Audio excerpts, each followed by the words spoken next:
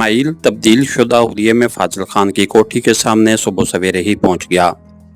کوٹھی کی نگرانی کرتے اسے دوسرا دن تھا۔ پہلا دن تو یوں ہی نگرانی میں گزر گیا کہ اس نے فقط مکینوں کے آنے جانے کا ٹائم نوٹ کیا، جس میں سب سے زیادہ اسے ایک نوجوان لڑکی اہم لگی جو باڈی گارڈز کے جرمٹ میں کسی یونیورسٹی یا کالج سے واپس آئی تھی۔ فاضل خان اسے سارا دن دکھائی نہیں دیا تھا۔ آج اس کا ارادہ گھر کے کسی نوکر سے معلومات حاصل کرنے کا تھا۔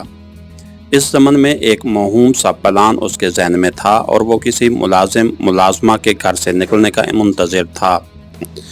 7:45 بجے اسے وہی خوبصورت لڑکی کار میں بیٹھی گیٹ سے نکلتی دکھائی دی جو گزشتہ کل اس نے دیکھی تھی۔ حسب معمول اس کی کار کے پیچھے فاضل خان کے گرگوں کی گاڑی تھی۔ اس حسینہ کی حفاظت کرنے والے کل گرگوں کی تعداد بشمول اس کے کار ڈرائیور کے 5 تھی۔ اسماعیل کا اندازہ تھا کہ وہ فاضل خان کی بیٹی ہے۔ اگر اس کا اندازہ صحیح تھا تو وہی اس کا اصل ہدف تھی، لیکن اس سے پہلے وہ اس کے بارے ضروری معلومات حاصل کرنا چاہتا تھا۔ بے فائدہ کاموں میں اپنی توانائیاں ضائع کرنا اسے استاد نے نہیں سکھایا تھا۔ ایک کے الفاظ اس وقت بھی اس کی یادداشت میں زندہ تھے۔ کوئی بھی کام کرنے سے پہلے اپنے ہدف کا تعین کر لو، یہ ہو ناکام مکمل کرنے کے بعد پتہ چلے کہ ساری محنت رائے کہاں گئی۔ اسے زیادہ انتظار نہیں کرنا پڑا۔ جلد ہی ایک ادھیڑ عمر شخص کوٹھی سے نکل کر پیدل ایک سمت کو جاتا دکھائی دیا۔ اس کا رخ قریبی مارکیٹ کی طرف تھا۔ ایسی کوٹھیوں کے مکینوں کے زیر استعمال اگر درجنوں گاڑیاں ہوں تب بھی ملازمین غریب کم ہی گاڑی کی سیٹ پر بیٹھ پاتے ہیں۔ کیونکہ اسماعیل مسلسل ایک جگہ پہ کھڑا رہ کر کوٹھی کی نگرانی نہیں کر سکتا تھا، اس لیے وہ ٹہلنے کے انداز میں کوٹھی کے سامنے چکراتا رہا۔ ملازم کا رخ اس سے مخالف جانب تھا، وہ بھی سمت بدل کر اس کے پیچھے چل پڑا۔ 10-15 منٹ بعد ہی وہ آگے پیچھے چلتے قریبی مارکیٹ پہنچ گئے۔ ملازم ایک بڑی سبزی کی دکان میں گھس گیا۔ دکاندار نے جس انداز میں اسے خوش آمدید کہا، اسے اسماعیل کو اندازہ لگانے میں دیر نہ لگی کہ وہ اس کا مستقل گاہک تھا۔ اسماعیل اس کے باہر نکلنے تک وہیں ٹہلتا رہا۔ سبزی شاپ سے نکل کر وہ ایک گوشت والے کے پاس گھس گیا۔ اس دوران اسماعیل غیر محسوس انداز میں اس کے تعاقب میں رہا۔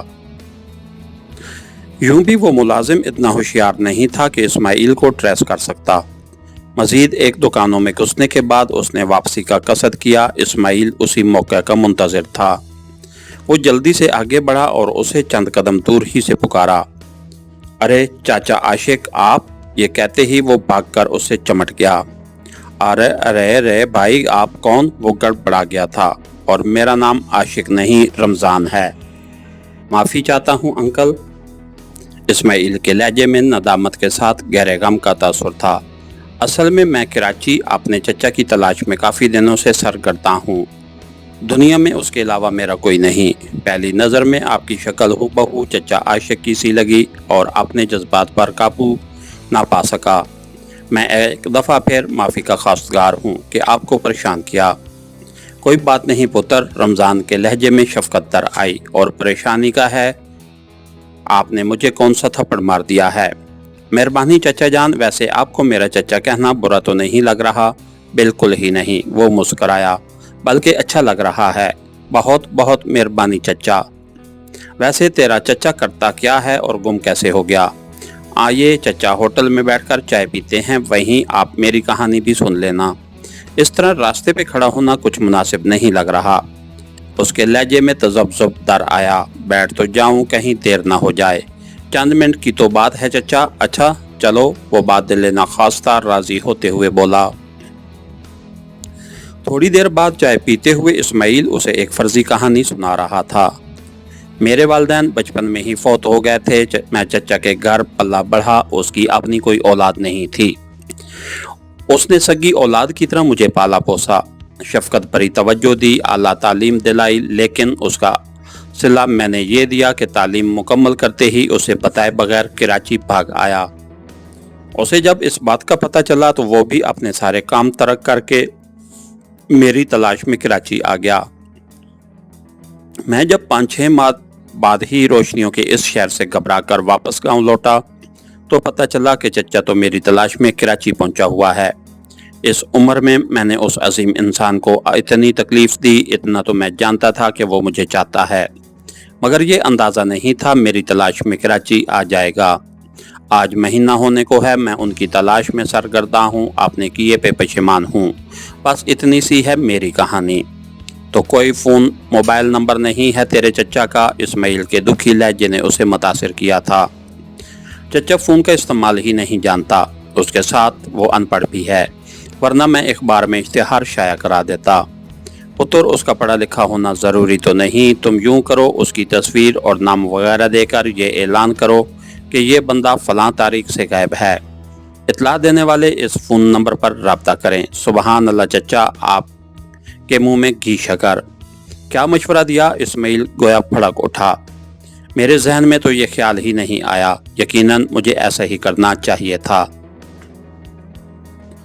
चलो कोई बात नहीं, अब भी इतनी देर नहीं गुजरी। इस्माइल की मुश्किल का हल ढूंढने पे उसे खुशी हुई। बस चचा, आपको तो अल्लाह ने फरिश्ता बनाकर भेजा है। इस्माइल मजीद मुस्का लगाते हुए बोला। नहीं पुत्र, मैं क्या, मेरी औकात क्या। बहरहाल अब मैं चलूँगा, काफ़ी देर हो गई, अल्लाह करे तेरा चचा तुझे मिल जाए। अमीन। इस्माइल उसके सामान के थैले को पकड़ता हुआ बोला।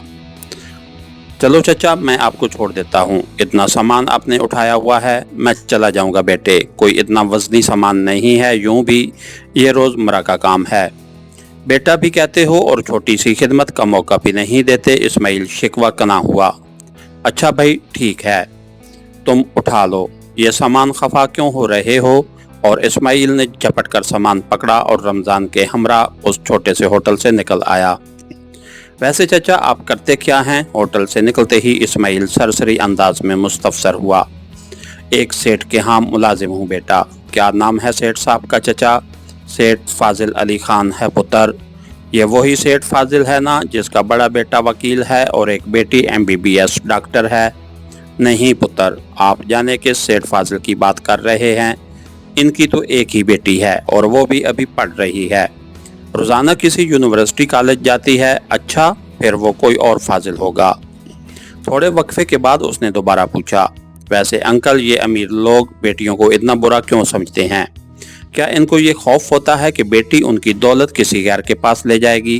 क्या कह सकते हैं पुत्र। बहरहाल सेठ साहब तो इस लिहाज काफ़ी मुख्तलिफ हैं। क्या मतलब चचा? मतलब ये कि सेठ फाजिल तो अपनी बेटी पे जान छिड़कते हैं। हिना बेटी को खुश रखना ही उनकी ज़िंदगी का मकसद है। अगर हमने भी सेठ साहब से कोई काम निकलवाना हो तो हिना बेटी को ही वास्ता बनाते हैं और उनके मान जाने का मतलब है सेठ साहब की रजामंदी। बेटे, वो उसकी कोई बात टालता ही नहीं है, जान छिड़कता है उस पे जान। उसे ज़रा सी तकलीफ़ हो तो ऐसे लगता है जैसे सेठ साहब को वही तकलीफ़ शुरू हो गई हो। यकीन करो बेटा, मैंने इतनी मोहब्बत करने वाले बाप कम ही देखे हैं। और हिना बेटी भी खुदा खुश रखे कि उसकी कोई आदत भी अमीरों वाली नहीं है। यकीन करें, नौकरों को कभी भी उसने मुलाजिम नहीं समझा, मुझे तो चाचू कहकर बुलाती है। आप कहते हैं तो मान लेता हूँ अंकल, वरना उमरा और उनके बच्चे ऐसे होते नहीं हैं।